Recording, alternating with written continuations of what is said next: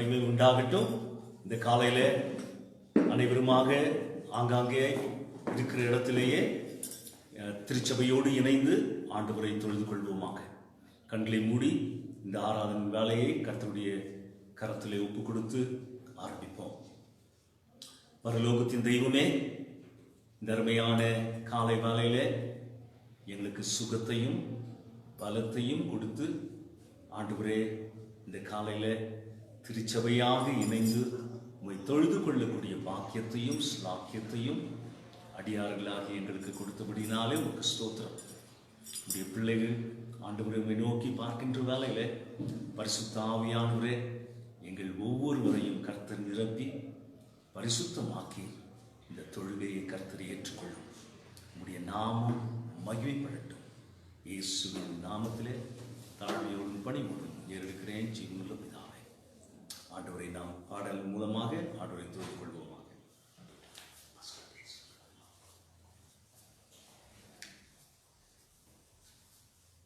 Praise the Lord.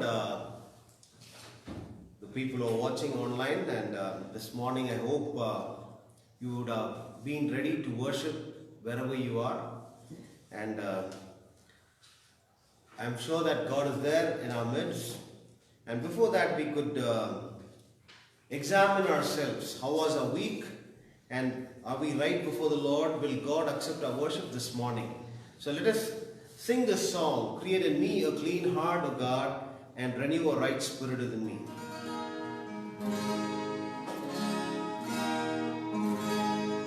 Create in me a clean heart, O Lord, and renew right spirit within me. Create in me a clean heart, O Lord, and renew right spirit within me. Cast me not away from thy presence, O Lord, and take not thy Holy Spirit from me. Restore unto me the joy of thy salvation, and bring right spirit within me. Create in me a clean heart, O Lord, and bring right spirit within me. Cast me not away from thy presence, O Lord, and take not thy Holy Spirit from me. Restore unto me the joy of thy salvation, and bring a right spirit within me. And bring a right spirit within me.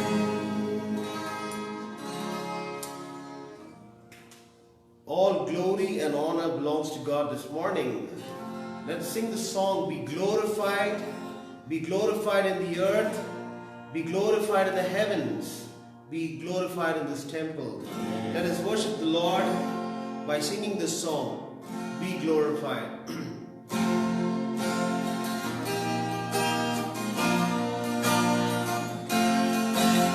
Be glorified, be glorified,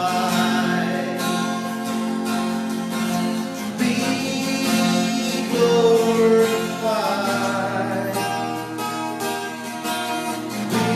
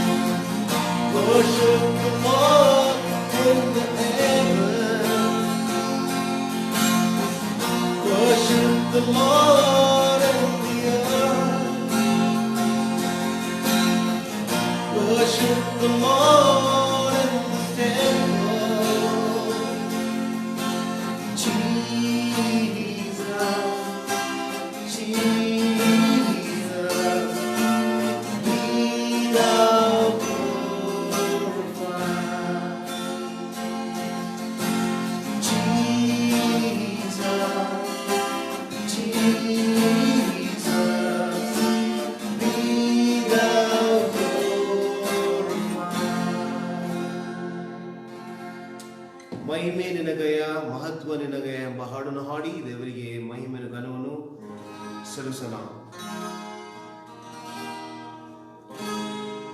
ಮಹಿಮೆ ನಿನಗಯ್ಯ, ಮಹತ್ವ ನಿನಗಯ್ಯ,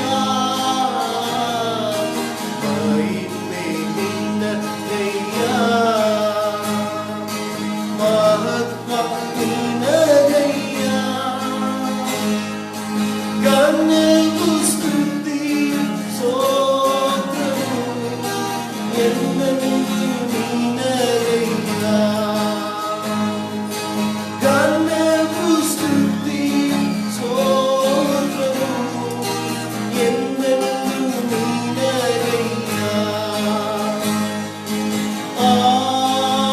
ಆರಾಧನೆ ಆರಾಧನೆ ಆರಾಧನೆ ಆರಾಧನೆ ನನ್ನ ಯೇಸುವೇ, ನನ್ನ ಯೇಸುವೇ,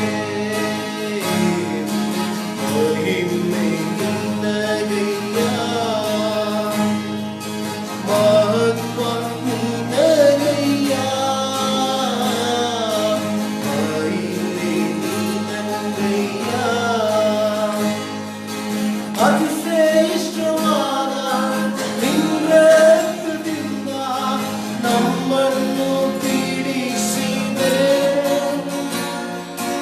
ಅತಿ ಶ್ರೇಷ್ಠವಾದ ನಿನ್ನ ರಕ್ತದಿಂದ ನಮ್ಮನ್ನು ಪೀಡಿಸಿದೆ,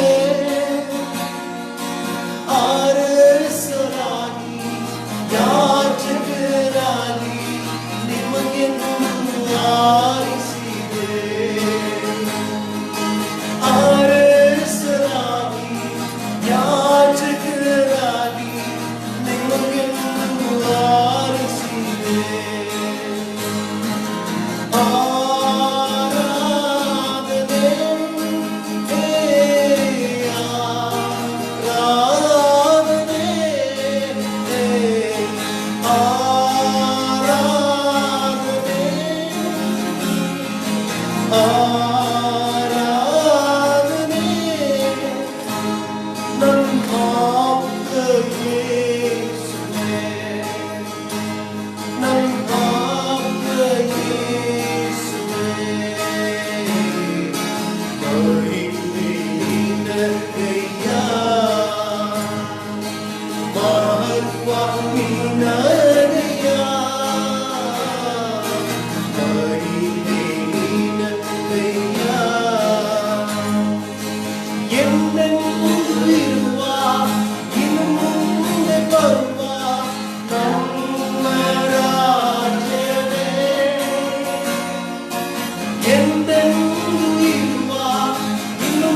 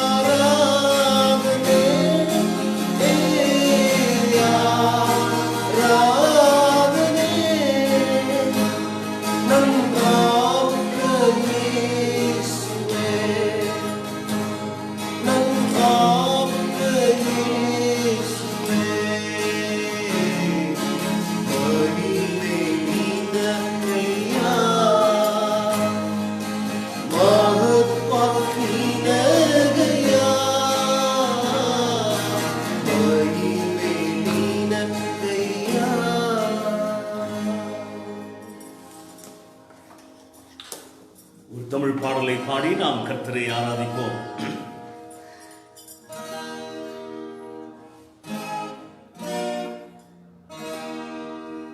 கர்த்தரை நம்பியே ஜீவிப்போம், கவலை கஷ்டங்கள் தீர்ந்திடும், கைவிடா காத்திடும் பரவனின் கரங்களை நாம் பற்றிக் கொள்வோம். கைவிடா காத்திடும் பரவனின் கரங்களை நாம் பற்றிக் கொள்வோம். ஜீவதேவன் பின் செல்லுவோம், ஜீவ வழிகளை கண்டடைவோம். மனதின் காரிருள் நீங்கிடவே மாசமாதானம் தங்கும். மனதின் காரிருள் நீங்கிடவே மாசமாதானம் தங்கும். கர்த்தரை நம்பியே ஜீவிப்போம், கவலை கஷ்டங்கள் தீர்ந்திடும், கைவிடா காத்திடும் பரமனின் கரங்களை நாம் பற்றிக் கொள்வோம். கைவிடா காத்திடும் பரமனின் கரங்களை நாம் பற்றிக் கொள்வோம். நீதிமானின் சீரசீனில் நித்திய ஆசி வந்திறங்குமே, கிருபை நன்மைகள் தொடருமே, கேட்பது கிடைக்குமே. கர்த்தரை நம்பியே ஜீவிப்போம், கவலை கஷ்டங்கள் தீர்ந்திடும், கைவிடா காத்திடும் பரவனின் கரங்களை நாம் பற்றிக் கொள்வோம். கைவிடா காத்திடும் பரவனின் கரங்களை நாம் பற்றிக் கொள்வோம். இன்மைக்கேற்ற இன்பங்களை நம்மை விட்டே முற்றும் அகற்றுவோம். மாறாத சந்தோஷம் தேடிடுவோம் மறுமை ராஜ்யத்தில்.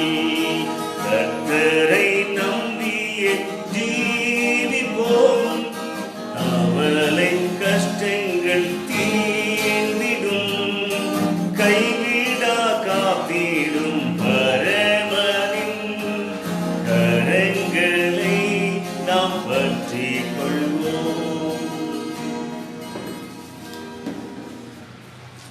கடந்த வாரத்தின் செய்தியின் தொடர்ச்சியாக இந்த நாளில் கர்த்தருடைய வார்த்தையை செய்தியை நாம் கேட்போம். We shall listen to today's message from the continuation of last week's message. நான் மறுபடியுமாக கடந்த வாரம் வாசித்த அந்த வேத பகுதியை உங்களுக்காக நான் வாசிக்க விரும்புகிறேன். I would like to read the same passage that I read last week for you. மத்தேயு எழுதின சுவிசேஷம் 5வது அதிகாரம் 14 இருந்து 15 முடிய உங்களுக்கு நான் வாசிக்க விரும்புகிறேன். Matthew's Gospel chapter 5 verse 14 to 16. நீங்கள் உலகத்திற்கு வெளிச்சமாய் இருக்கிறீர்கள். You are the light of the world. மலையின் மேல் இருக்கிற பட்டணம் மறைந்திருக்க மாட்டாது.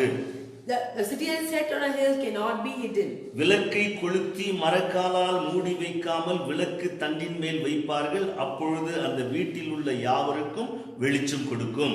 Nor do they light a lamp and put under a basket, but on a lampstand gives it light to all who are in the house. இவ்விதமாய் மனுஷர் உங்கள் நற்கிரியைகளை கண்டு பரலோகத்தில் இருக்கிற உங்கள் பிதாவை மகிமைப்படுத்தும்படி உங்கள் வெளிச்சம் அவர்கள் முன்பாக பிரகாசிக்க கடவுது. Let your light so shine before men that they may see your good works and glorify your Father in இந்த heaven. நாளின் செய்தியை நீங்கள் புரிந்து கொள்ள வேண்டுமானால், If you have to understand today's message, நாம் ஆராதித்து தொழுகைக்கு பாத்திரராகி ஆண்டவராகிய இயேசு கிறிஸ்துவை குறித்து சில குறிப்புகள் மூலமாக அறிந்து கொள்ள வேண்டியது மிகவும் அவசியம். it is very important to understand about the God whom we worship, about Jesus whom we magnify through some points. நாம் தொழுது கொள்ளுகிற தெய்வம், the God whom we worship. திரியேக தேவனாக இருக்கிறார். He is a triune God. பிதா, குமாரன், பரிசுத்த ஆவியாகிய தேவனாக இருக்கிறார். He is God the Father, God the Son, and God the Holy Spirit. ஒரே தேவன் மூன்று ஆள்தத்துவம் கொண்டவராக இருக்கிறார். He's one God in three personalities. தேவனுடைய சித்தத்தின்படி According to God's will, மீட்பின் திட்டத்திலே காலம் நிறைவேறின பின்பு மனித சரித்திரத்திலே திருத்துவத்தின் இரண்டாவது நபராகிய ஆண்டவராகிய இயேசு கிறிஸ்து மனு குலத்தை மீட்க இந்த பூலோகத்தில் வந்தார். According to God's will, the redemptive plan, God the Son Jesus Christ came to mankind to save and to redeem man. ஒரு சில வசனங்களை இந்த காலையிலே உங்களுக்கு நான் வாசிக்க விரும்புகிறேன். I would like to read some verses for you. 1 தீமோத்தேயு 3வது அதிகாரம் 16வது வசனம். 1 Timothy chapter 3 verse 16. அன்றியும் தேவ பக்திக்குரிய ரகசியமானது யாவரும் ஒப்புக்கொள்ளுகிறபடியே மகா மேன்மை உள்ளது. தேவன் மாம்சத்திலே வெளிப்பட்டார், ஆவியிலே நீதி உள்ளவர் என்று விளங்கப்பட்டார், தேவ தூதர்களால் காணப்பட்டார், புறஜாதிகளிடத்திலே பிரசங்கிக்கப்பட்டார், உலகத்திலே விசுவாசிக்கப்பட்டார், மகிமையிலே ஏறெடுத்துக் கொள்ளப்பட்டார். And without controversy, great is the mystery of godliness. God was manifested in the flesh, justified in the spirit, seen by angels, preached among Gentiles, believed on in the world, received up in glory. இங்கே பவுலானவர் மிக அழகாக சொல்கிறார். Paul very beautifully says here, நாம் செய்யக்கூடிய தேவ பக்திக்குரிய ரகசியத்தை இங்கே சொல்லுகிறார். he is revealing the divine secret of our worship and faith. அது என்ன என்று பார்த்தோம்? What do we see? தேவன் மாம்சத்திலே வெளிப்பட்டார். God was manifested in the flesh. கடவுள் மனித குலத்தில் பிறந்தார். God was born in mankind. கடவுள் மனிதனானார். He became man. நம்மை போல மனித சரீரத்தோடு இந்த பூலோகத்திலே வந்தார். He came like us in a fleshly form to this earth. அங்கே அழகாக பவுல் சில உண்மைகளை வெளிப்படுத்துகிறார். Apostle Paul reveals some truths here. அங்கே ஆவியிலே நீதி உள்ளவர் என்று விளங்கப்பட்டார் என்று பார்க்கிறோம். It is shown that the great mystery of godness in the beginning. பிறகு தேவ தூதர்களால் அவர் காணப்பட்டார் என்று பார்க்கிறோம். We also see that he was seen by the angels. பிறகு புறஜாதிகளிடத்திலே பிரசங்கிக்கப்பட்டார் என்று பார்த்தோம். We also see he was preached among Gentiles. பிறகு உலகத்திலே விசுவாசிக்கப்பட்டார். He was also believed on in the world. அதே சமயத்திலே மகிமையிலே ஏறெடுத்துக் கொள்ளப்பட்டார் என்று இயேசுவானவரை குறித்த உண்மைகளை நாம் இங்கே பார்க்கிறோம். He was also received in glory. These are the truths that we see about Jesus. பிறகு பிலிப்பியருக்கு எழுதின புத்தகம் 2வது அதிகாரம் 6லிருந்து 8 முடிய நாம் வாசிக்கும்போது When we read Philippians chapter 2 from 6 to 8, அங்கே வாசிக்கும்போது அவர் தேவனுடைய ரூபமாயிருந்தும் he was the form of God.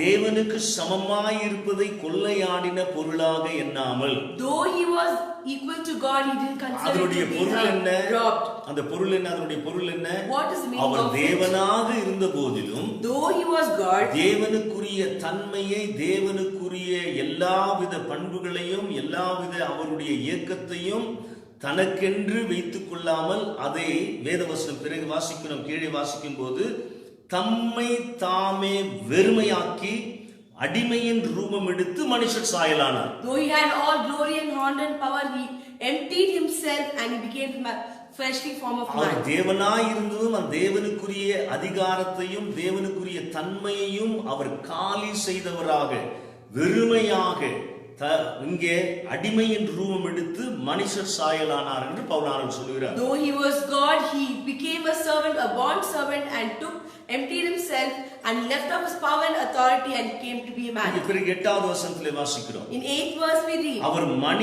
மனுஷ ரூபமாய் காணப்பட்டு and being found in appearance of man, மரண பரியந்தம், அவர் சாகும் வரைக்குமாக, அதாவது சிலுவையின் மரண பரியந்தம் கீழ்ப்படிந்தவராய், பிதாவுக்கு கீழ்ப்படிந்தவராய் தம்மை தாமே தாழ்த்தினார் என்று நாம் வாசிக்கிறோம். we read he humbled himself and became obedient to the point of death, even to the death of the cross, to his father. தன்னை வெறுமையாக்கி he emptied himself.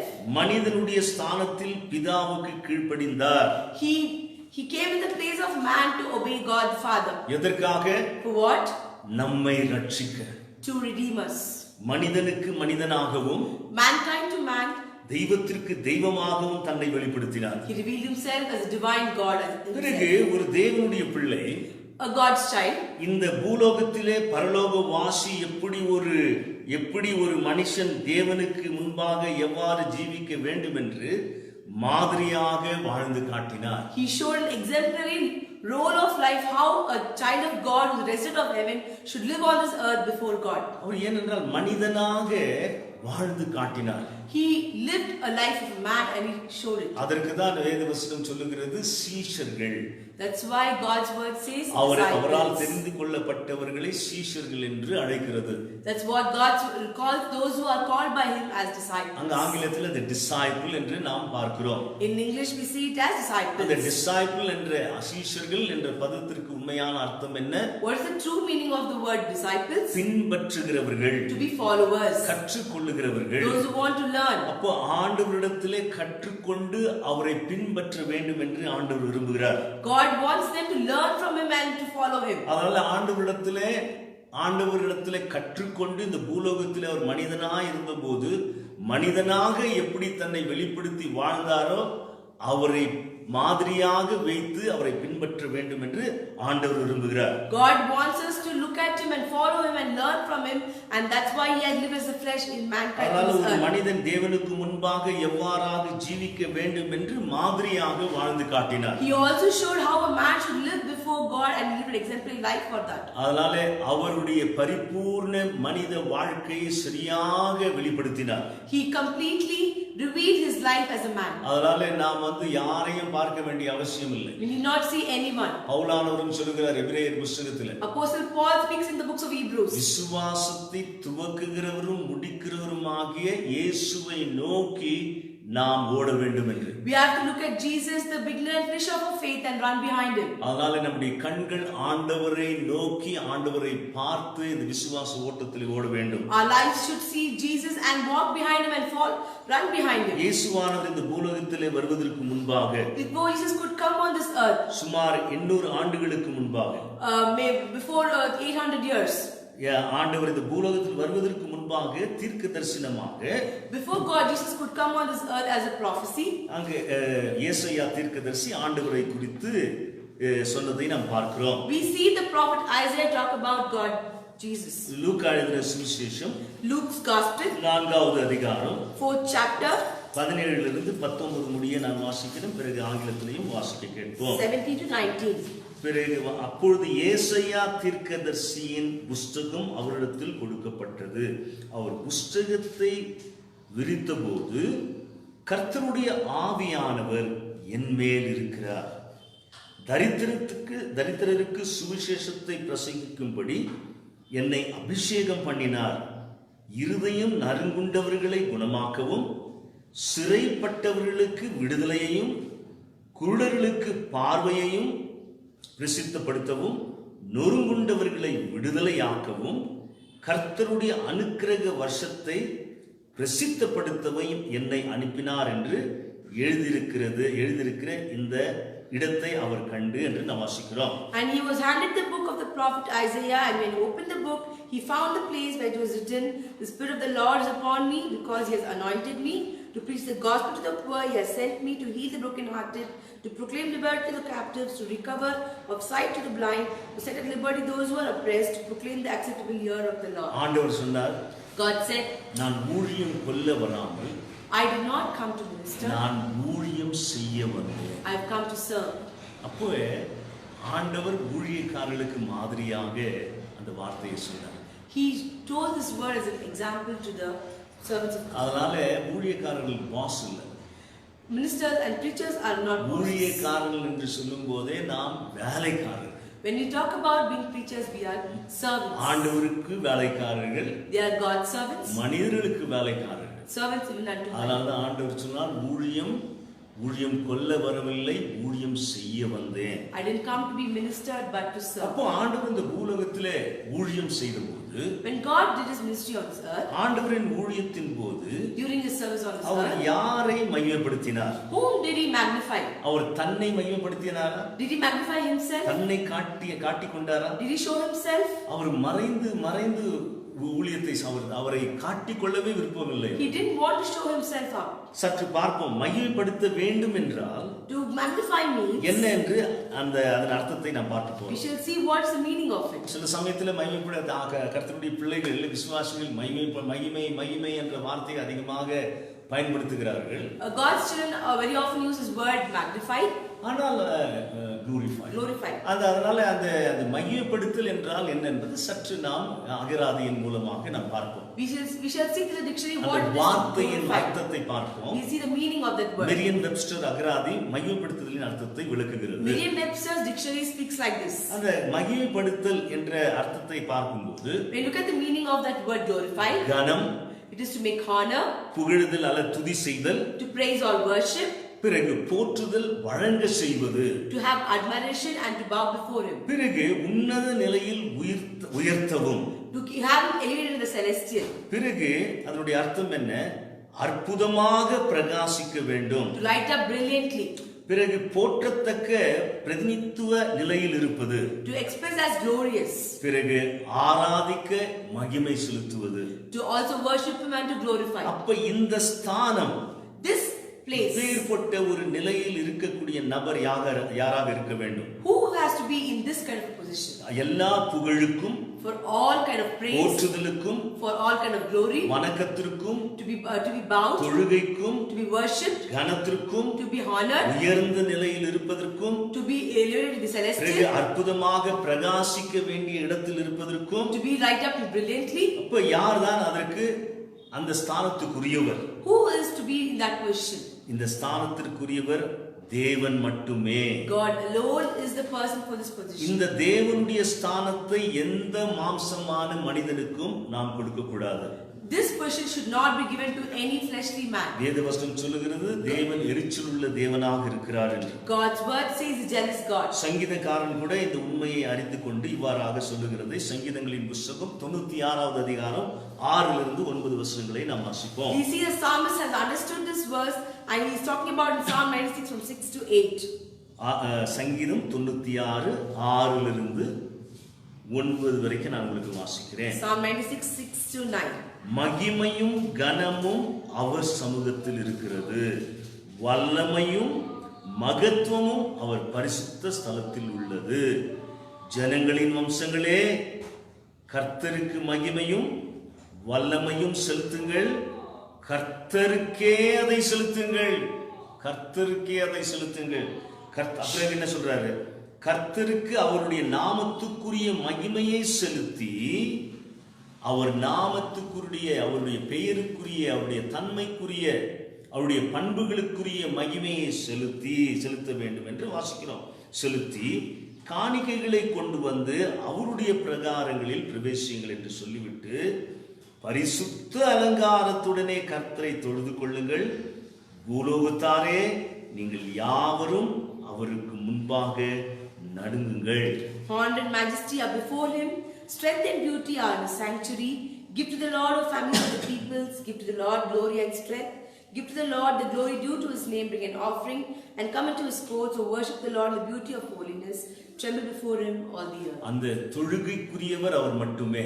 He is the only one to be worshipped. புகழுக்குரியவர் அவர் மட்டுமே. He is the one to be made fame. அதனால் அவருக்கே அந்த கனத்தையும் மகிமையும் செலுத்த கடமைப்பட்டிருக்கிறோம். We are bound to give that kind of honor and respect only to whom alone. அப்போ இதை மனித ரூபத்தில் இருந்த ஆண்டவர், God who was in the form of man, இயேசுவானவர் Jesus, எவ்வாறு மாதிரியாக காட்டினார்? how did he show himself as an example? அவர் ஊழியம் செய்த போது When he was doing his ministry, அநேக அற்புதங்களை, அடையாளங்களை செய்தார். he did a lot of miracles. அதன் மூலமாக தான் தேவனுடைய குமாரன் என்பதை வெளிப்படுத்த அவர் சித்தம் கொண்டார். He had a will to reveal himself as அது the Son of God. பிதாவுக்கு அவர் செய்யக்கூடிய ஊழியம் மகிமைக்குரியதாக இருக்க வேண்டும் என்று அந்த எண்ணத்தோடு அவர் மறைந்து பிதாவை வெளிப்படுத்தி வந்தார் ஊழியத்தின் போது. During his ministry he wanted to reveal the Father and it should be magnified the God the Father, and he hid himself. மத்தேயு எழுதின சுவிசேஷம் 9வது அதிகாரம் 8வது வசனத்திலே நாம் வாசிக்கிறோம்.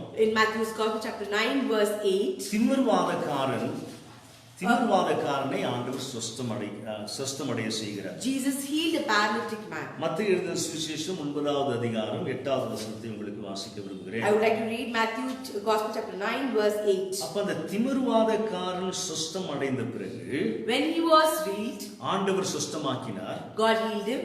பிறகு அந்த 8வது வசனத்தில் இவ்வாறாக வாசிக்கிறோம். Verse 8 says like this. ஜனங்கள் அதை கண்டு ஆச்சரியப்பட்டு. The multitudes were marveled.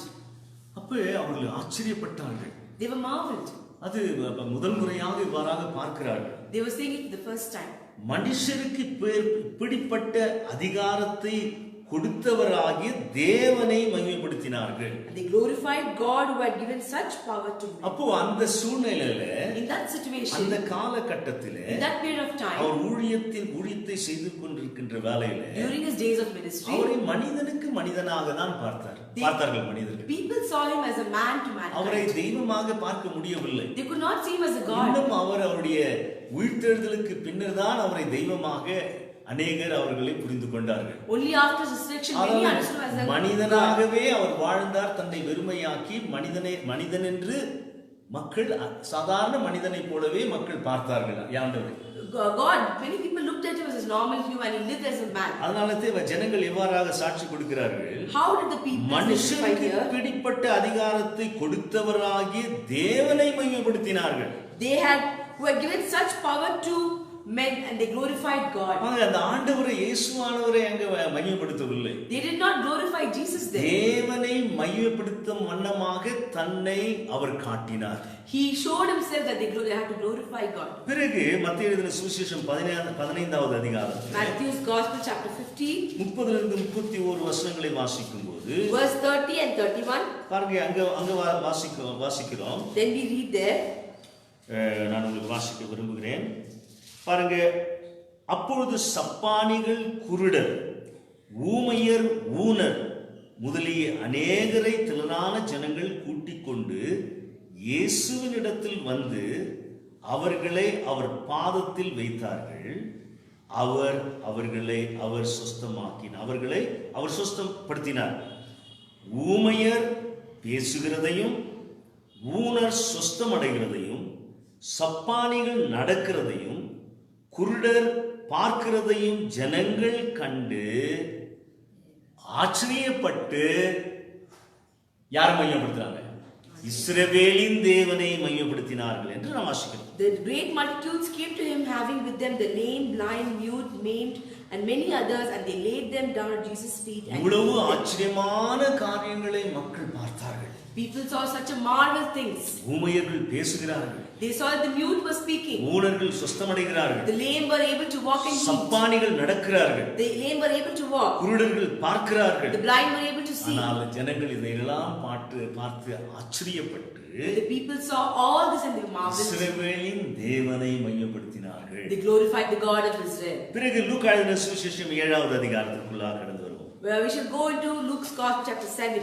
அங்கே 11லிருந்து 16 வசனங்களை வாசிக்கும் போது When you read from 11 to 16, அந்த நாயின் என்ற ஒரு ஊரிலே town of Nain, விதவையின் மரித்த மகனை பார்க்கிறார் ஆண்டவர். God, Jesus looks at the son of the widow. அவனை உயிரோடு எழுப்புகிறார். He resurrected him from the dead. பாருங்க, மத்தேயு எழுதின சுவிசேஷம் 7வது அதிகாரம் 11லிருந்து 16 வசனங்கள் முடிய Luke's Gospel chapter 11 from 11 to 16. எல்லா 16வது வசனத்தை மட்டும் நான் உங்களுக்கு வாசிக்க விரும்புகிறேன். Only 16th verse I would like to read. எல்லாரும் பயம் அடைந்து மகா தீர்க்கதரிசியானவர் நமக்குள்ளே தோன்றினார் என்று தேவன் தமது ஜனங்களை சந்தித்தார் என்றும் சொல்லி தேவனை மையப்படுத்தினார்கள். And fear came upon all and they glorified God, saying, a great prophet has risen among us and God has visited us. ஒரு சாதாரண மனிதனாக மக்கள் பார்த்தார்கள் ஆரம்பத்திலே. In the beginning they saw him as a normal human being. பிறகு ஆண்டவர் தன்னிடத்திலே தன்னை காட்டக்கூடிய அவர் அற்புதங்கள், அடையாளங்கள், அவர் செய்யக்கூடிய ஊழியத்தின் மூலமாக மக்கள் புரிந்து என்ன சொல்லுகிறார்கள்? தீர்க்கதரிசி என்று சொல்லுகிறார்கள் ஆண்டவரை. Looking at his miracles and all that he was doing, people looked at him and said he was a prophet. அவர் தீர்க்கதரிசி என்று சொல்லி அவருக்கு அந்த கனத்தையும் மகிமையை படுத்தினாங்களா? Did they give him that honor and glory because he was a அங்கே prophet? வேதவசனம் சொல்லுகிறது, God's word says தேவனை மகிமைப்படுத்தினார்கள். they glorified God. பாருங்க, எல்லா இடத்திலும் ஆண்டவர் செய்யக்கூடிய காரியத்தில் எல்லா 13வது அதிகாரம் 13வது வசனத்தை வாசிக்கும் போது Luke's Gospel chapter 13 verse 13. அங்கே ஒரு அற்புதத்தை ஆண்டவர் செய்கிறார். God does a miracle there also. ஒன்று அல்ல, ரெண்டு அல்ல, Not one, not two. 18 வருஷம் பலவீனமாய் கூனியாய் இருந்தவள், For 18 years a woman was crippled. அங்க பலவீனமுள்ள ஆவியை பிடித்த ஒரு ஸ்திரியை, A woman who had the spirit of weakness. அங்கே 18 வருஷம் அவள் பலவீனமாக இருந்தாள். She was weak and crippled for 18 years, not 1 or 2 years. அங்கே நாம் வாசிப்போம் அந்த 13வது வசனம். We shall read verse 13. அது 12 13 உங்களுக்கு வாசிக்கிறேன். 12 and 13. இயேசு அவளை கண்டு தம்மிடத்தில் அழைத்து, ஸ்திரியே, உன் பலவீனத்தினின்று விடுதலையாக்கப்பட்டாய் என்று சொல்லி அவள் மேல் தமது கைகளை வைத்தார். உடனே அவள் நிமிர்ந்து யாரை துதித்தார்? ஆண்டவரை துதித்து, ஏசாமி துதித்தாளா? தேவனை துதித்தாள். When Jesus saw her, he called unto him and said to her, So therefore, when you are loose from your infirmity. Jesus is always pointing to God the Father. He is always showing us to God the Father. அவர் எப்பொழுது எதை செய்தாலும் தேவனை மக்களுக்கு காட்டக்கூடியவராக இருந்தார். Whenever, whatever he did, he wanted the people to see God பாருங்க, the Father. அதை செய்யற விதத்திலேயே, அவர் செய்யக்கூடிய ஊழியத்தின் விதத்திலேயே மக்கள் தானாக அப்படியே தேவனை துதித்தார்கள், மையப்படுத்தினார்கள். The way he did the ministry, people automatically glorified நம்ம God. செய்யக்கூடிய ஊழியத்தில் அந்த செய்யக்கூடிய விதத்திலேயே நமக்கு அந்த மகிமையோ அந்த புகழும் அந்த போற்றுதலுக்குரியவர்களாக மாறிவிடுகிறோமா, அல்ல தெய்வத்தை காட்டுகிறோமா? The way in which we minister, are we becoming the people of getting the honor and glory, or are we showing God? பிறகு இன்னொரு வசனத்தை கூட நம்ம வாசிப்போம். We shall read another verse. லூக்கா எழுதின சுவிசேஷம் 17வது அதிகாரம் Luke's Gospel chapter 17 15வது வசனம் verse 15. பாருங்க, அங்க 10 குஷ்டரோகிகளை ஆண்டவர் குணமாக்குகிறார். God healed 10 lepers. ஆனா அந்த 10 குஷ்டரோகிகளும் சுகம் பெற்று அதுல ஒருத்தன் மட்டும்தான் ஆண்டுகிட்ட வரான். All the 10 were healed, but only one came back. பாருங்க, அங்க வாசிக்கும் போது அவர் 15வது வசனம், Verse 15. மத்தேயு எழுதின சுவிசேஷம் 17வது அதிகாரம் 15வது வசனம். Luke's Gospel chapter 17 verse 15. அவர்களில் ஒருவன் தான் ஆரோக்கியமானதை கண்டு திரும்பி வந்து உரத்த சத்தத்தோடு தேவனை மையப்படுத்தினான் என்று பார்க்கிறோம். And one of them, when he saw he was healed, returned with a loud voice and glorified God. That's what we see here. இயேசு எதை செய்தாலும் Whatever Jesus did, அவர் பிதாவை மையப்படுத்த வண்ணமாக ஊழியத்தை செய்யக்கூடியவராக இருந்தார். he did a ministry to glorify God the Father. ஆண்டவர் பிதாவாகிய தெய்வத்தை காட்டக்கூடியவராக இருந்தார். He wanted to show God the Father in this ministry. சில அழைக்கப்படாத போதகமார்கள், Some preachers who are not being called, அவர்கள் எவ்வாறு இப்பொழுது இந்த உலகத்திலே செயல்படுகிறார்கள் என்று நமக்கு நன்றாக தெரியும். we know how they function on this world. அது யார் இப்படி செய்வாங்கன்னா, Who does like this? தேவனால் அழைக்கப்படாத, Those who are not called, தானே வந்தவர்கள், those who have come on their own எத்தனையோ accord, காரணங்களுக்காக ஊழியத்தை செய்கிறேன் என்று வந்தவர்கள். who have come to do the ministry for many அது other அவர்களுக்கு reasons. தான் தெரியும் என்னென்ன காரணம் என்று சொல்லி. They only know what is the reason for இந்த it. கனமான ஊழியத்தை தானாய் ஏற்படுத்திக் கொள்வதல்ல, This honorable ministry is not to do for us. தேவனால் அழைக்கப்பட வேண்டும். It is to be called by God. தம் சித்தத்தின்படி சீஷர்களை தெரிந்து கொண்டார் என்று மார்க்கிலே நாம் வாசிக்கிறோம். We read in Mark's Gospel, according to His will, He chose the disciples. பிறகு எபிரேயர்ல இவ்வாறாக வாசிக்கிறோம். In Hebrews, we read like this. மேலும் இந்த கனமான ஊழியத்தை தானே தெரிந்து கொள்வதில்லை.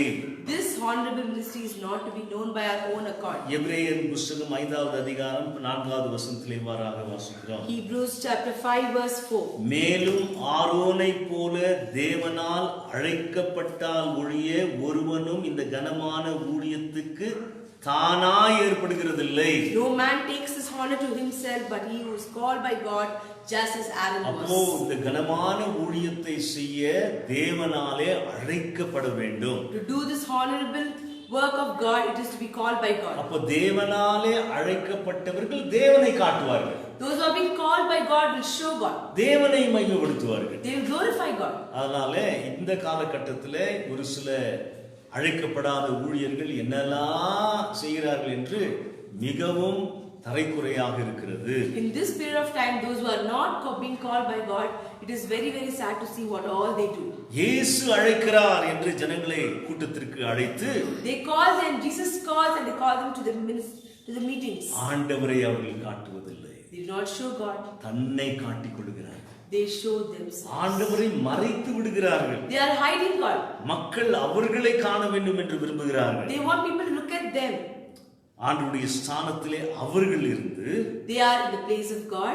அவர்கள் ஆண்டவருக்கு இருக்கக்கூடிய கொடுக்க வேண்டிய ஸ்தானத்தை அவர்கள் அதை ஆக்கிரமித்து They are taking the place of God that has been given to God. தேவனுடைய மகிமையை அவர்கள் திருடுகிறார்கள். They are robbing God's glory. தேவனுடைய மகிமையை அவர்கள் எடுத்துக் கொள்கிறார்கள். They are taking God's glory.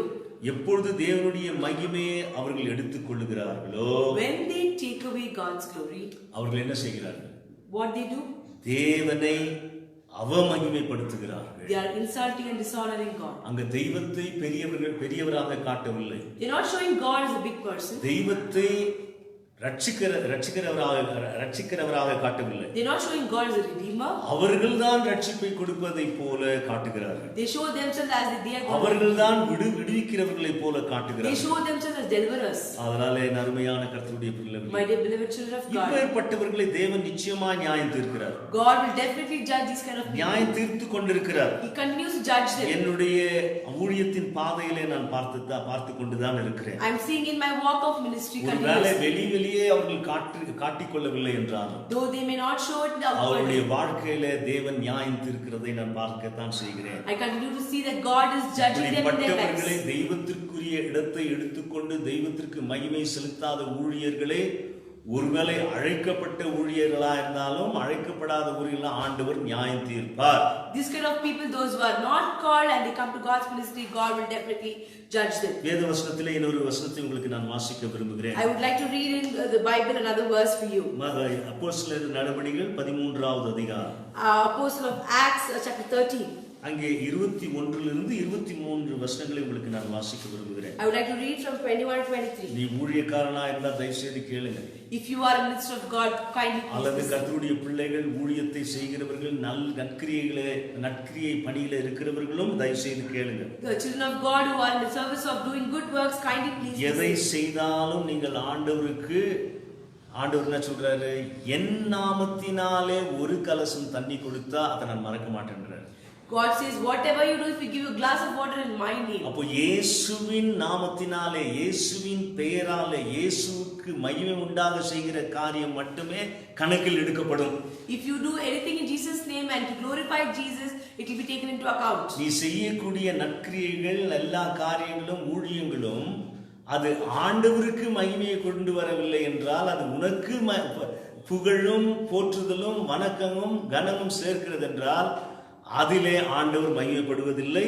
அதனாலே உனக்கு எந்த பலனும் இல்லை. If you do anything that which does not benefit God and which you want to show yourself, it does not come into God's account at all. ஒரு சில பேர் ஊழியர்களை நான் பார்க்கிறேன். I see some ministers of God. நான் வாழ்க்கையில பார்த்திருக்கேன். I've seen them in my life. ராவும் பகலும் உண்மையா கஷ்டப்படுவாங்க. Night and day they very hardly struggle. அவங்க வந்து தூங்க மாட்டாங்க, உறங்க மாட்டாங்க. They work sleeplessly. ஆண்டவருக்கு இவங்க ஏதோ உதவி பண்றது போல. As if they are going to help God. அதனால இவர்கள் அவ்வளவு உழைக்கிற மாதிரி தெரியும். It looks like as they work so much. ஆனா உண்மையா உழைக்கிறாங்க வெச்சுங்க. They are very honestly working. ஆனா யாருக்காக உழைக்கிறாங்க? For whom are they working? யாருக்கு அவர்கள் சேவை செய்கிறார்கள்? For whom are they serving? They are serving themselves, not God. They're serving themselves and not God.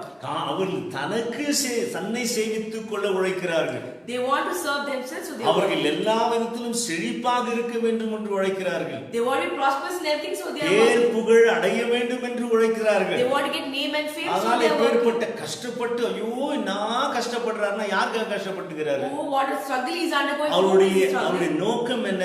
What is his focus? What is his ulterior motive? What is his ulterior motive? Behind all his struggle and all his hard working towards God. எல்லா காரியத்திலும். So it is not pointing to God, it's not for God. அது கர்த்தரை காண்பிப்பதில்லை, அது கர்த்தருக்காக. அதனால இப்பேற்பட்ட ஊழியர்களை கண்டிப்பா நியாயம் தீர்க்கிறார் ஆண்டவர். God will definitely judge these kind of people. நான் உங்களுக்கு சொல்லியப்பா இந்த மாதிரி கஷ்டப்படணும்னு எனக்கு. I didn't tell you to struggle like this. நாவும் பாக்கல கண்ணை முடிச்சுன்னு கஷ்டப்படணும்னு சொல்லியே நான். I didn't tell you to be sleepless நீ அங்க day and போனா night. இங்க போணும்னு சொல்லியே. I didn't tell you to go here and நீ there. உன்னுடைய பாபேலை கட்ட நீ கஷ்டப்பட்ட.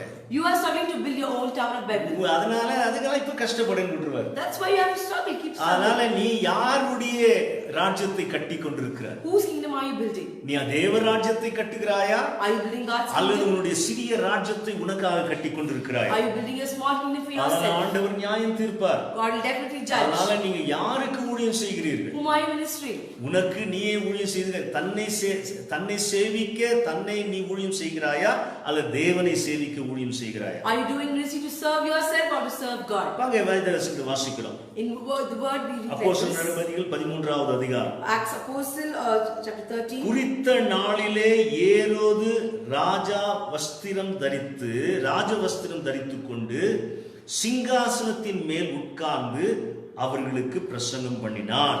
He did sat on the throne and started preaching wearing his kingly clothes. Who does it say? King Herod.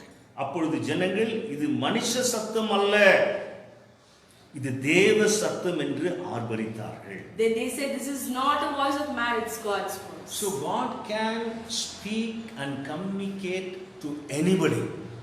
யாரிடத்திலாகிலும் அவர் இவர்களை தான் கொண்டு பிழையாம் கொண்டு உங்களுக்கு தெரியும், காகத்தை கொண்டு அவருடைய நோக்கத்தை நிறைவேற்றிக் கொள்கிறார். யாரை கொண்டு வேண்டுமானாலும் ஆண்டவர் எந்த செய்தியை மக்களுக்கு அறிவிக்க வேண்டும் என்று நினைக்கிறாரோ யாரு மூலமாகிலும் அவர் செய்தியை மக்களுக்கு அறிவிப்பார். He can reveal his message to anybody. You know the story of Bileam and how he even fed through the crows. He can use anybody to give his message. அப்பொழுது அவங்க என்ன வாசிக்கிறோம்? What do we read there? பாருங்க என்ன இங்கே அப்பொழுது ஜனங்கள் இது மனுஷ சத்தம் அல்ல, இது தேவ சத்தம் என்று ஆர்ப்பரித்தார்கள். Then the people shouted out loud saying, it's not man's voice, God's voice. ஆர்ப்பரித்தார்கள். They were shouting out wildly. அப்போ அவனுடைய ரெஸ்பான்ஸ் பாருங்க 25வது வசனத்துல. In verse 25. அவன் தேவனுக்கு மகிமையை செலுத்தாதபடியினால், because he did not glorify God, உடனே கர்த்தருடைய தூதன் அவனை அடித்தான். Immediately God's angel beat him. அவன் புழுபுழுத்து செத்தான் என்று பார்க்கிறோம். We see that he died out of worms. ஒருவேளை பேர்பட்ட ஒரு கடினமான நியாய தீர்ப்பு ஒரு சில இடத்துல நடந்து கொண்டிருக்கோம், நமக்கு தெரியாம இருக்கலாம். Such a hard judgment could be happening somewhere. தெய்வத்திற்கு மகிமையை செலுத்தாதவர்களே ஆண்டவர் அடிக்கிற அடி. God beats those who are not going to glorify. தன் மகிமைக்காக, தன் புகழுக்காக, தன் பெயர் புகழுக்காக செய்கிற ஊழியக்காரர்களுடைய நிலைமை அவர்கள் வெளியே தெரியாது, உள்ள அவ்வளோ வேதனைக்குள்ளாக கஷ்டப்பட்டு கொண்டிருப்பார். Those who are doing for themselves, for their honor and fame and ministry, it might not be known outside, but the struggle they're going through. போட்டுக்கிட்டு வெளியே பெரிய ஆடம்பர ஆக்டிங் எல்லாம் பண்ணலாம். They can wear coat and suit and they can show themselves. ஆனால் உள்ள ஆண்டவர் என்ன, அவங்களை எப்படி எல்லாம் அவர்களை ஆண்டவர் பெண்ட் எடுத்துக்கிறாருன்னு தெரியாது. We do not know how God is dealing with them. அதனாலே நன்மையான கர்த்தருடைய பிள்ளைகள், ஆண்டவர் எரிச்சல் உள்ள தேவன். அவருக்குரிய மகிமை, அவருக்குரிய புகழை எந்த மனிதனும் எடுத்துக்கொள்ள அவருக்கு பிரியமில்லை. The mighty children of God, God's jealous God, He does not want anyone to take His glory and fame. மிகவும் ஜாக்கிரதையாக கர்த்தருடைய ஊழியக்காரர்கள் கர்த்தரை காட்ட வேண்டும். Very cautiously, God's children need to show God. இயேசு உன்னை அழைத்தது, Jesus called you, ஆண்டவர் தேவனை காட்ட, இயேசுவை காட்ட, to show God. உன்னை காட்ட அல்ல, not show you. உன்னுடைய பில்டிங்கை காட்டல்ல, Do not show your infrastructure. உன்னுடைய பணபலத்தை காட்டல்ல, Not to show how உன் wealthy you are. ஞானத்தை காட்டல்ல, Not to show your உன் knowledge. பராக்கிரமத்தை காட்டல்ல, Not to show your உன் power. படிப்பை காட்டல்ல. Not to show your qualification. ஆண்டுடைய ஊழியக்காரர்களுக்கு என்னங்க title கொடுத்துக்கிறாரு? What is the title being given to God's ministers? Preachers, மேய்ப்பர், shepherds, சுவிசேஷகர். gospel tellers. இதுதான் நமக்கு title. These are the names given to us. எங்கன்னா வேத வசனத்துல டாக்டர்னு கொடுத்துக்கிறாரா சாமி? Is there any place in the Bible that says doctor? இப்ப நீ வச்சிருக்கிற டாக்டர்னு பண்ண. You are given the நீ name. ஊழியக்காரன்பா. You are a நீ servant. ஆண்டவருக்கு ஊழியக்காரன் என்று உன்னை ஆண்டவர் அழைச்சானா அந்த ஆண்டவர் என்ன டைட்டில் கொடுத்துறாரு அதை வச்சுக்கோ.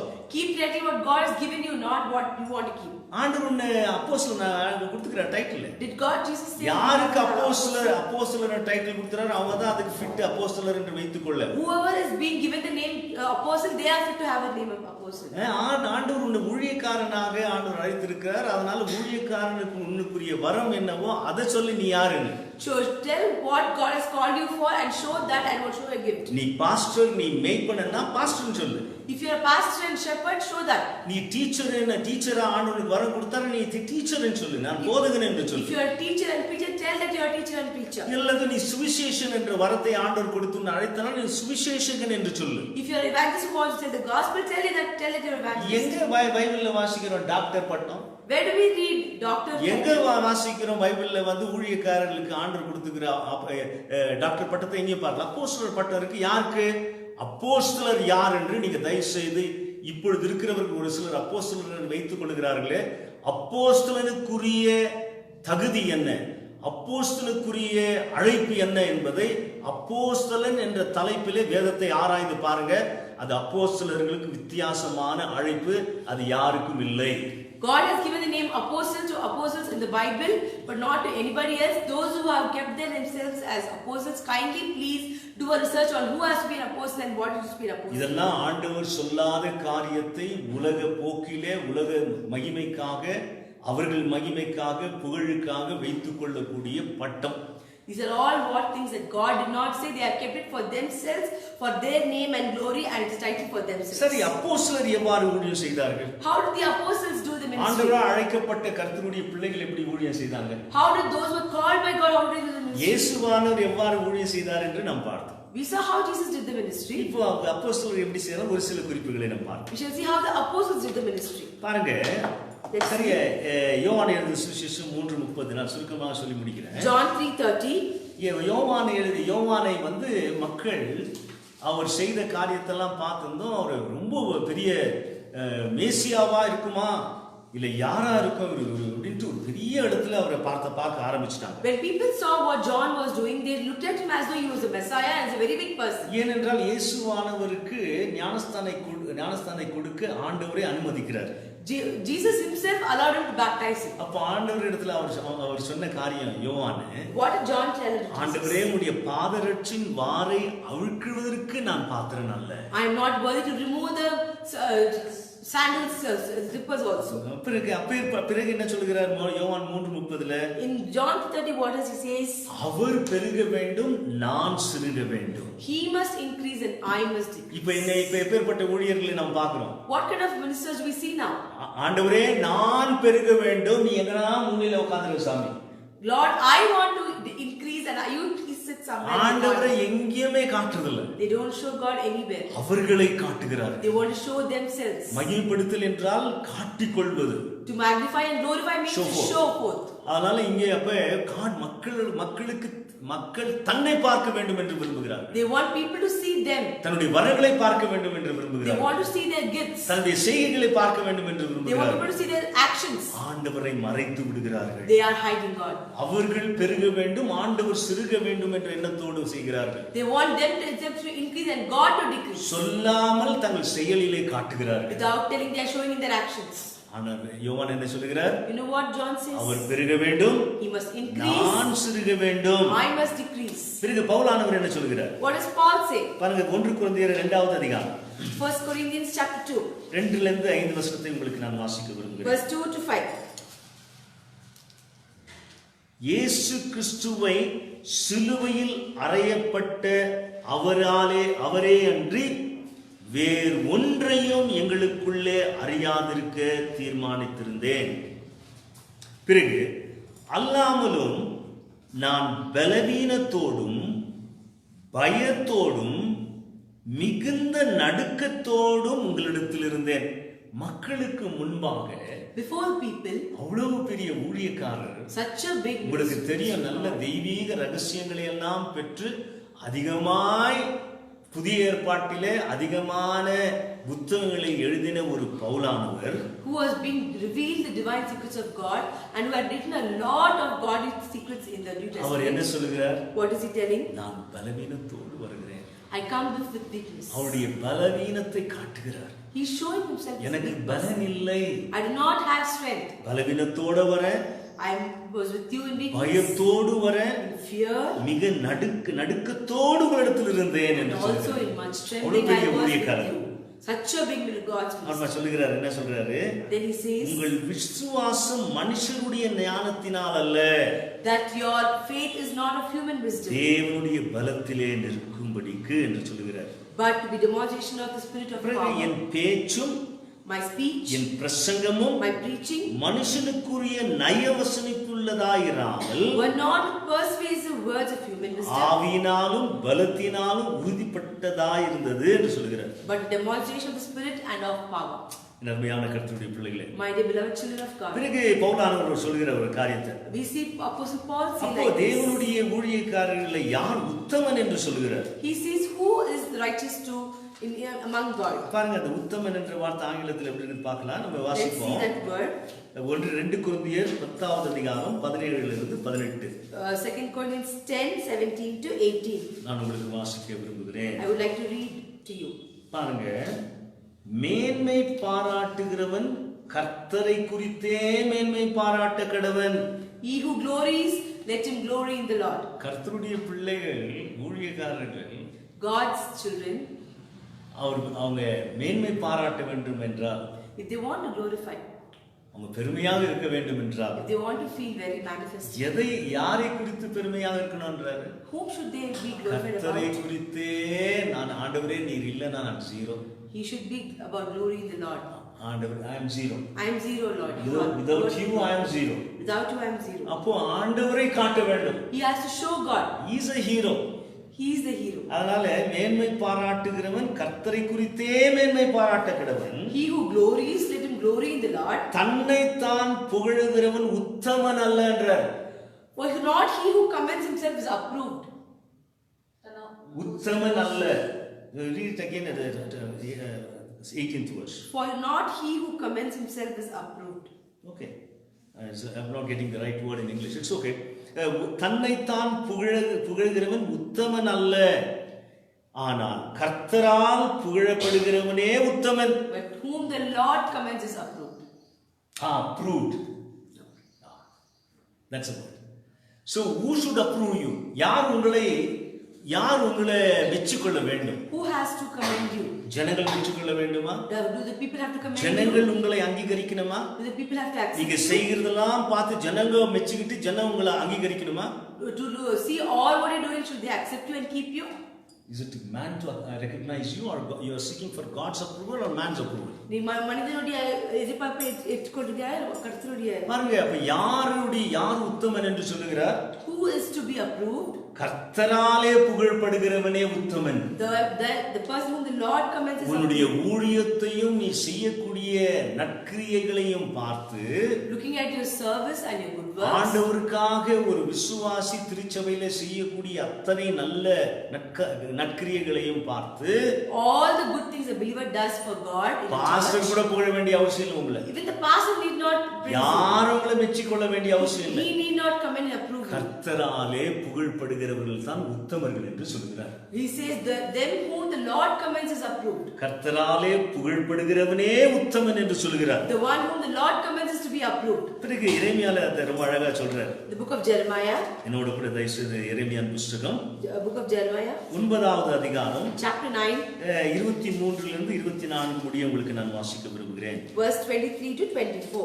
ஞானி தன் ஞானத்தை குறித்து மேன்மை பாராட்ட வேண்டாம். Let not the wise man glory in his wisdom. நீ ஞானியா இருப்பதுனால If you are a person of wisdom, ஆண்டவர் கொடுத்த ஞானத்தை it's God given wisdom. அந்த ஞானி அவன் ஞானத்தை குறித்து மேன்மை பாராட்டக்கூடாதுன்றாரு. That person who has wisdom should not praise about his பிறகு wisdom. செகண்ட் பாயிண்ட், பராக்கிரமன் தன் பராக்கிரமத்தை குறித்து மேன்மை பாராட்ட வேண்டாம். Let not the mighty man glory in his might. So அந்த ஞானமும் அந்த பலமும் பராக்கிரமும் தேவன் கொடுத்தது. The wisdom and mighty and the might is God given. ஆனால் அதை குறித்து நீ எந்த விதத்திலையும் மேன்மை பாராட்ட வேண்டாம். You should not glorify about that. What it says in the மேன்மை பாராட்டுதல் is what it says in English. Let not the mighty man glory in his Glory. might. மேன்மை அதை குறித்து மையப்பட வேண்டாம், அதை பாராட்டப்பட வேண்டாம். ஓகே. பிறகு ஐஸ்வர்யவான் தன் ஐஸ்வர்யத்தை குறித்து மேன்மை பாராட்ட வேண்டாம். Nor let the rich man glory in his riches. பாருங்க, ஆண்டவர் ஐஸ்வர்யத்தை கொடுக்கலன்னா உனக்கு ஐஸ்வர்யம் உன் வீட்டில் இருக்காது. If God had not given you riches, you wouldn't have riches in your home. அப்போ அந்த ஐஸ்வர்யத்தை கொடுத்தவரை தான் குறித்து மேன்மை பாராட்டணுமே தவிர அந்த ஐஸ்வர்யத்தை குறித்து உனக்கு கொடுத்திருக்கிற ஐஸ்வர்யத்தை குறித்து உனக்கு அந்த மேன்மை பாராட்டுதல் வரக்கூடாது. You should not glorify riches given to you, but you should glorify the giver. பிறகு நான் வாசிக்கிற 24வது வசனத்துல In verse 24, what we read? மேன்மை பாராட்டுகிறவன் பூமியிலே கிருபையும் நியாயத்தையும் நீதியும் செய்கிற கர்த்தர் நான் என்று அறிந்து உணர்ந்திருக்கிறதை குறித்தே மேன்மை பாராட்ட கடவன்.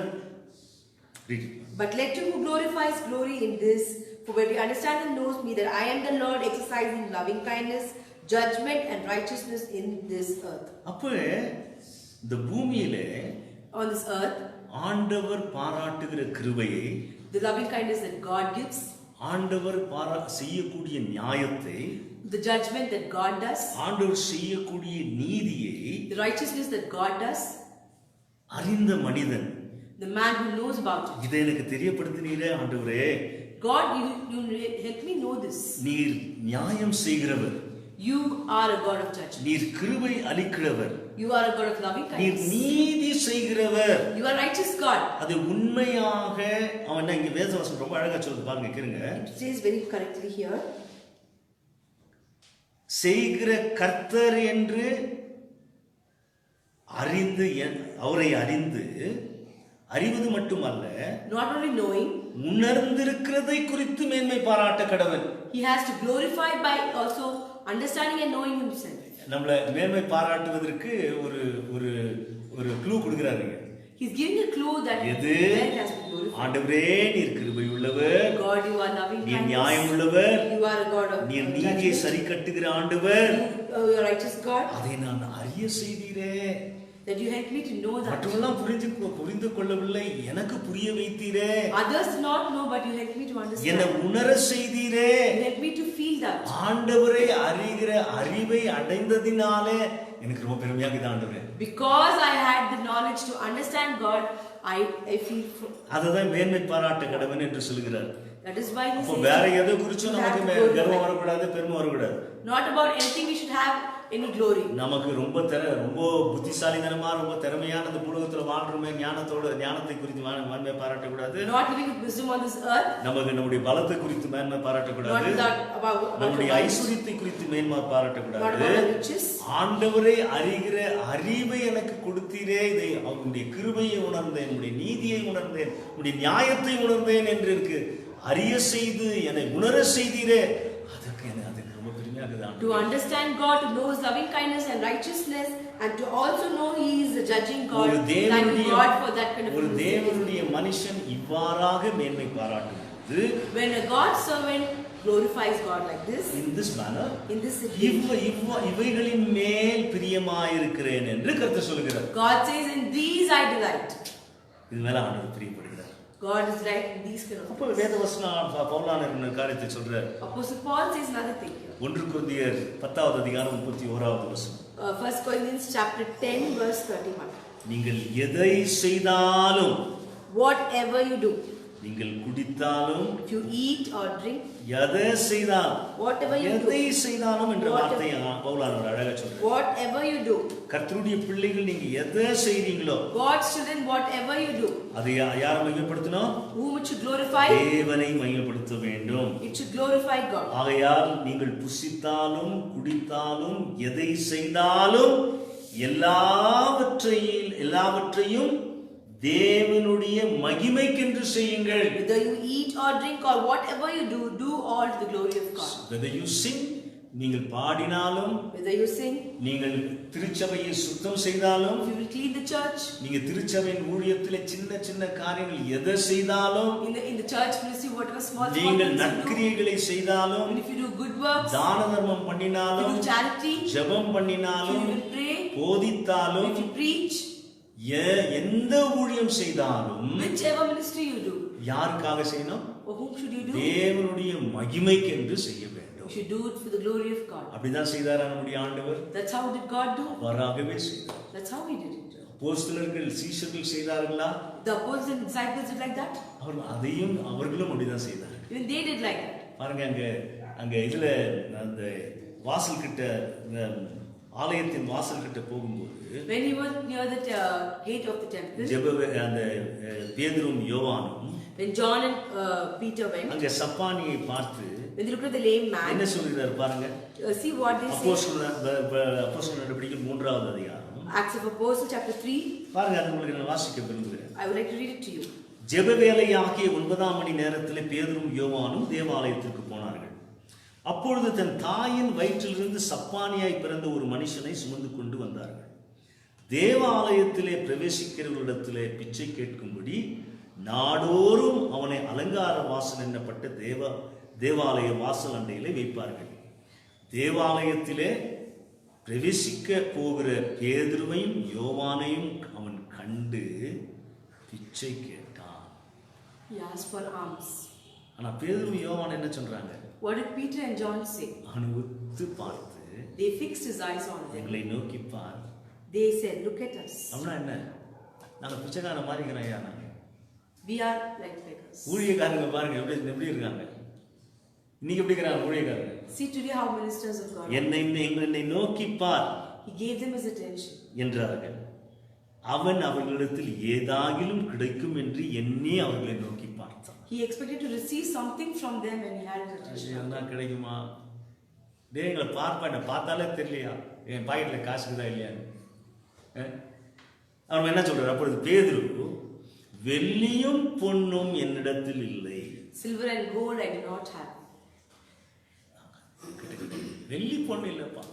I do not have silver and gold. ஊழியக்காரர்கள், தேவனால் அழைக்கப்பட்ட சீஷர்கள் சொல்லக்கூடிய வார்த்தை. They are disciples who are being called by God and ministers. என்ன தப்பான போதனை இப்ப பார்க்கறேன் இல்ல? We see such wrong kind of doctrine. மாறிட்டா செல்வமா வந்துரும், பணமா கொட்டும். If you become a child of God, there will be a lot of riches and there will be a lot of பேதுரு யோவான் சொல்றதை கேளுங்க. See what Peter and John are saying. வெள்ளியும் பொன்னு என்கிட்ட கிடையாது. Silver and gold I do not have. என்னிடத்தில் இல்லை, என்னிடத்தில் உள்ளதை உங்களுக்கு தருகிறேன். But I do have, I give you. என்ன இருக்குது? என்ன இருக்கு அவங்கிட்ட? What do I have? நஸ்ரேனாகிய இயேசு கிறிஸ்துவின் நாமத்தினாலே நீ எழுந்து நட என்று சொல்லி, In the name of Jesus Christ of Nazareth, rise up and walk. வலது கையினால் அவனை பிடித்து தூக்கி விட்டான். உடனே அவனுடைய கால்களும் கரடுகளும் பலன் கொண்டது. அவன் குதித்து எழுந்து நின்று நடந்து குதித்து யாரை துதித்தான்? Praising God. தேவனை துதித்தான். He praised God. பேதுரு யோவானை துதிக்கல. He didn't praise Peter and John. Okay, இதான் ஒரு ஊழியக்காரனுடைய ஆட்டிடியூட். என்னமா இருக்கணும்? முறையா இருக்கணும். ஊழியம் செய்கிறது எப்படி ஆண்டவர் நம்மை அழைத்திருக்கிறாரோ அந்த அழைப்பிலே நிலைத்திருக்கணும். You should stay in the calling what God has called us, and this is how a man of God should be. We are living in a very wrong மக்களை மற்ற இப்பேற்பட்ட ஊழியர்களை பார்த்து இளமையான ஊழியர்களாகிய நீங்கள் தவறான பாதையிலே ஊழியத்தை செய்யாதீர்கள். Looking at these kind of God's children, do not do God's work. ஆண்டவர் கற்றுக் கொடுத்த முறையின்படி ஆண்டவரை பின்பற்றி ஆண்டவர் விரும்புகிற வண்ணமாக செய்வீர்களானால் நீங்கள் பலனை பார்ப்பீர்கள். You shall see the fruit if you do it according to how God showed and has taught us, and you can follow it. கர்த்தர் உங்களை ஆசீர்வதிப்பாராக. May God bless you.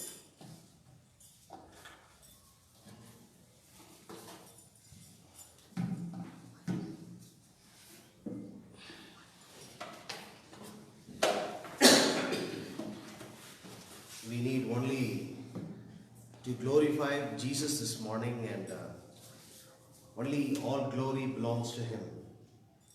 Let us listen to the song and be blessed.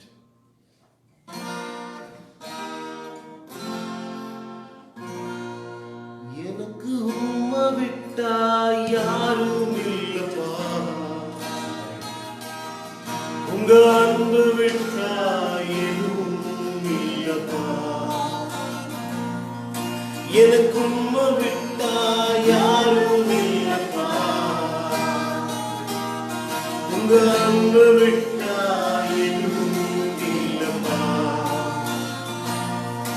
என் ஆசை நீங்கப்பா, என் தேவை நீங்கப்பா, என் சொந்த நீங்கப்பா, என் சொத்து நீங்கப்பா.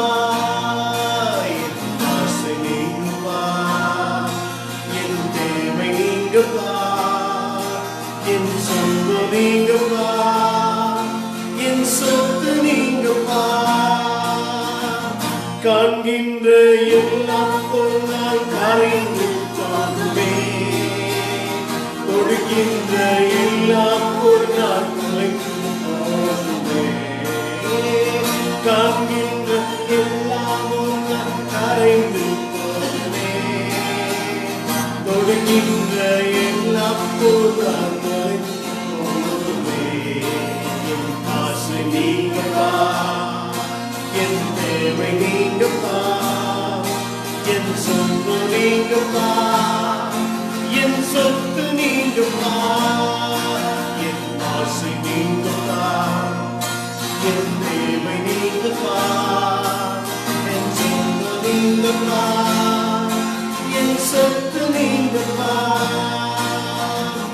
உலகத்தின் செல்வம் எல்லாம் நிலையாக இருக்குமோ, அழியாத செய்வம் நீரை போதும் இயேசுவே. உலகத்தின் செல்வம் எல்லாம் நிலையாக இருக்குமோ, அழியாத செய்வம் நீரை போதும் இயேசுவே. என் ஆசை நீங்கப்பா, என் தேவை நீங்கப்பா, என் சொந்தம் நீங்கப்பா, என் சொத்து நீங்கப்பா. என் ஆசை நீங்கப்பா, என் தேவை நீங்கப்பா, என் சொந்தம் நீங்கப்பா, என் சொத்து நீங்கப்பா. எனக்கு உம்மை விட்டா யாரும் இல்லப்பா, உங்க அன்பு விட்டா எதுவும் இல்லப்பா. எனக்கு உம்மை விட்டா யாரும் இல்லப்பா,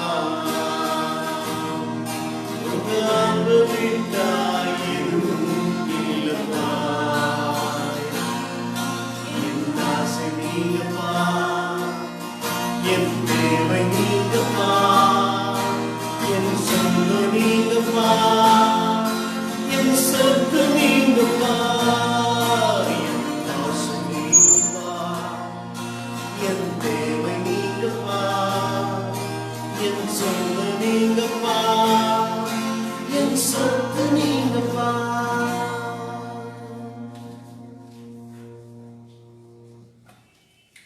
இரக்கத்தில் ஐஸ்வர்யம் உள்ள நல்ல ஆண்டவரே, இந்த காலை நேரத்தில் என்ன ஒரு அருமையான உடைய சத்தியத்தை ஆண்டவரே உடைய பிள்ளைகளுக்கு நீர் இந்த காலை நேரத்தில் நீர் வெளிப்படுத்தியிருக்கிறீர். நாங்கள் கேட்ட ஒவ்வொரு வார்த்தைக்காக நாங்கள் நன்றி செலுத்துகிறோம். ஆண்டவரே, நீர் 2000 வருஷத்துக்கு முன்னாடி இந்த பூலோகத்தில் இருந்த பொழுது ஆண்டவரே உம்முடைய ஒவ்வொரு செயல்பாடும் பிதாவாகிய தேவனை மகிமைப்படுத்தக்கூடியதாக இருந்தது. ஆண்டவரே, எங்களுக்கு நீரே முன்மாதிரியான ஆண்டவர். இன்றைக்கு ஆண்டவரே பேசப்பட்ட ஒவ்வொரு வார்த்தைக்காக நாங்கள் நன்றி செலுத்துகிறோம். எங்களுடைய ஒவ்வொரு அசைவிலும் ஆண்டவரே, நாங்கள் ஏறெடுக்கிற ஒவ்வொரு காரியத்திலும், செய்யக்கூடிய ஒவ்வொரு காரியத்திலும் ஆண்டவரே நாங்கள் உண்மையே மகிமைப்படுத்த, ஆண்டவரே உமக்கே கனத்தையும் மகிமையும் செலுத்தக்கூடியவர்களாய் தொடர்ந்து நாங்கள் இந்த பூலோகத்தில் வாழ என் தேவன் ஆண்டவரே நீர் எங்களுக்கு உதவி செய்யுங்க. இந்த சத்தியத்தை நாங்கள் தெரிந்து கொண்ட அறிந்து கொண்ட நாங்கள் ஆண்டவரே எங்களுக்காக நாங்கள் இந்த பூலோகத்தில் வாழாதபடி ஆண்டவரே இந்த பூலோகத்தில் எங்களுக்கு இருக்கக்கூடிய ஆயுசு நாள் வரையிலும் எல்லா சூழ்நிலையிலும் ஆண்டவரே நாங்கள் உமக்கு கனத்தை கொண்டு வர ஆண்டவரே உமக்கு நாங்கள் மகிமையை கொண்டு வர என் தேவன் ஆண்டவரே இந்த வசனத்தை கேட்ட ஒவ்வொரு பிள்ளைகளுடைய இருதயத்தில் நீ கிரியை செய்யணப்பா. ஆண்டவரே நீ பெருக வேண்டும், நாங்கள் சிறுக வேண்டும். அப்படியா இந்த காலை நேரத்தில் தொடர்ந்து நீ காத்துக்கொள்ளுங்க ஆண்டவரே. அது மாத்திரமல்ல, இந்த நாளில் விசேஷமாய் ஆண்டவரே எங்க தேசத்தில் இருக்கக்கூடிய ஒவ்வொரு ஊழியர்களுக்காக நாங்கள் ஜெபிக்கிறோம். ஏசப்பா உண்மையாக உத்தமமாக ஆண்டவரே சரியாக ஆண்டவரே அப்படியாய் நீ சொல்லிக் கொடுக்கக்கூடிய ஒவ்வொரு காரியத்தின்படி ஆண்டவரே ஒவ்வொருவரும் வாழ்ந்து ஆண்டவரே உங்களுடைய நாமத்துக்கு கனத்தையும் மகிமையும் செலுத்த என் தேவன் ஆண்டவரே தொடர்ந்து ஒவ்வொரு ஊழியக்காரர்களை நீர் எடுத்து பயன்படுத்துங்கப்பா. அது மாத்திரமல்ல ஆண்டவரே, இந்த நேரத்தில் விசேஷமாய் போராட்டத்தில் கஷ்டத்தில் வேதனையில் துன்பத்தில் இருக்கக்கூடிய ஒவ்வொரு பிள்ளைகளுக்காக நாங்கள் ஜெபிக்கிறோம். ஏசப்பா ஏசப்பா உங்களுக்கு நீர் உதவி செய்யுங்கப்பா, பலப்படுத்துங்க ஆண்டவரே. ஆண்டவரை தொடர்ந்து நீர் நடத்துங்கப்பா. இந்த சூழ்நிலையில தொடர்ந்து ஆண்டவர் விசுவாசத்துல உறுதியாய் நின்று எல்லா சூழ்நிலையிலும் ஆண்டவரே அப்படியாய் தைரியத்தோடு விசுவாசத்தோடு நடக்க ஒவ்வொரு ஊழியக்காரர்களையும் ஒவ்வொரு விசுவாசிகளையும் உடைய கரத்துல நாங்கள் சமர்ப்பிக்கிறோம். தொடர்ந்து நடத்துங்கப்பா, பலப்படுத்துங்க சாமி, பலப்படுத்துங்க ஆண்டவரே. அது மாத்திரமல்ல, இந்த நேரத்தில் விசேஷமா எங்க தேசத்திற்காக நாங்கள் ஜெபிக்கிறோம் ஆண்டவரே. ரட்சிக்கப்படாத மக்களுக்காக நாங்கள் ஜெபிக்கிறோம் ஏசப்பா. ஏசப்பா உடைய மனக்கண்கள் எல்லாம் திறந்து ஆண்டவரே உடைய சத்தியத்திற்கு ஆண்டவரே அப்படியாய் தங்களை ஒப்பு கொடுத்து ஏசப்பா அவர்களுமே தன்னுடைய வாழ்க்கையில ரட்சிகராக ஏற்றுக்கொள்ள, சொந்த ரட்சிகராக ஏற்றுக்கொள்ள உடைய மனக்கண்களை திறந்து ஆண்டவரே இந்த நேரத்தில் ஆண்டவரே அவர்கள் எல்லாம் நாங்கள் அவர்களுக்காக நாங்கள் ஜெபிக்கிறோம் சாமி.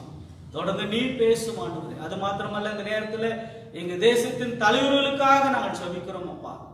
ஏசப்பா அவர்களையும் ரட்சித்தரலும் ஆண்டவரே. அப்படியாய் ஞானத்தோடும் ஆண்டவரே அப்படியாக சரியாய் ஆண்டவரே இந்த தேசத்தை நடத்த ஆண்டவரே அவர்களை ஆண்டவரே அவருடைய இருதயத்தில் நீ பேசுங்கப்பா. ஏசப்பா எந்த சூழ்நிலையும் ஆண்டவரே அவருடைய சுய பிரயோஜனத்திற்காக தேசத்தை ஆளுகை செய்யாதபடி ஆண்டவர் சரியாய் தேசத்தை நடத்த என் தேவன் அவர்களே நீர் ஆண்டவர் விசேஷித்த ஞானத்தை கொடுத்து நீர் பலப்படுத்த வேண்டுமாய் நேரத்தில் நாங்கள் ஜெபிக்கிறோம் சாமி. தேசத்தில் ஆண்டவரே இந்த கொரோனா வைரஸுக்கு ஆண்டவரை நிமித்தமாக எழுந்திருக்கக்கூடிய குடும்பங்களுக்காக ஜெபிக்கிறோம், பிள்ளைகளுக்காக ஜெபிக்கிறோம். ஒவ்வொருவரையும் ஆண்டவரே நீ தொடர்ந்து ஆண்டவரே அந்த குடும்பங்கள் எல்லாம் நீ பலப்படுத்தும் சாமி. ஆண்டவரே இதன் மூலமா ஏதோ ஒரு பாடத்தை நீ ஆண்டவர் கற்றுக் கொடுத்து வருகிறீர் அப்பா. ஆகையினால் உண்மையாகவே பிள்ளைகள் மனம் திரும்பி ஏசப்பா அப்படியாக இடத்தில் வர என் தேவன் கிருபை செய்ய வேண்டுமாய் கூட நாங்கள் ஜெபிக்கிறோம். எல்லாவற்றையும் நீர் பொறுப்பெடுத்துக் கொள்ளுங்க, காத்துக்கொள்ளுங்க. எல்லா துதி கனமையும் எல்லாம் ஒருவருக்கு செலுத்தி ரட்சகர் மீட்பருமாய் இயேசு கிறிஸ்துவின் நாமத்தினால இந்த ஜெபத்தை எடுக்கிறேன் எங்கள் ஜீவனுள்ள நல்ல ஆண்டவரே. ஆசீர்வாதத்தை நாம் பெற்றுக்கொள்வோம். நமது கர்த்தராகிய இயேசு கிறிஸ்துவின் கிருபையும் பிதாவாகிய தேவனுடைய அன்பும் பரிசுத்த தேவ ஆவியானவருடைய அந்யோன்ய ஐக்கியம் ஆசீர்வாதம் விடுதலை நம் அனைவரோடும் கூட இன்றும் என்றும் சதா காலங்களிலும் உண்டாவதாக. ஆமென்.